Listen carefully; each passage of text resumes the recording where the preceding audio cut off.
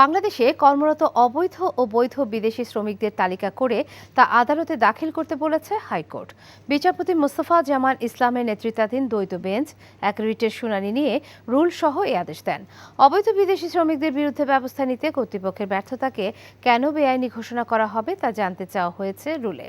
গত 19 মে বাংলাদেশি 4 শিক্ষার্থীর পক্ষে রিটটি দায়ের করেন ব্যারিস্টার এম সরওয়ার হোসেন। রিটে বলা হয়, বর্তমানে বাংলাদেশে 10 লক্ষাধিক অবৈধ বিদেশি শ্রমিক বিভিন্ন কর্মক্ষেত্রে নিয়োজিত আছে। এমনকি 2017 সাল থেকে প্রতি বছর গড়ে $10.2 বিলিয়ন সমপরিমাণ টাকা নিয়ে যাচ্ছে। অবৈধ এসব শ্রমিক ভ্যাট ট্যাক্স প্রদান না করে হুন্ডির মাধ্যমে এমনকি ডলার পর্যন্ত নিয়ে যাচ্ছে।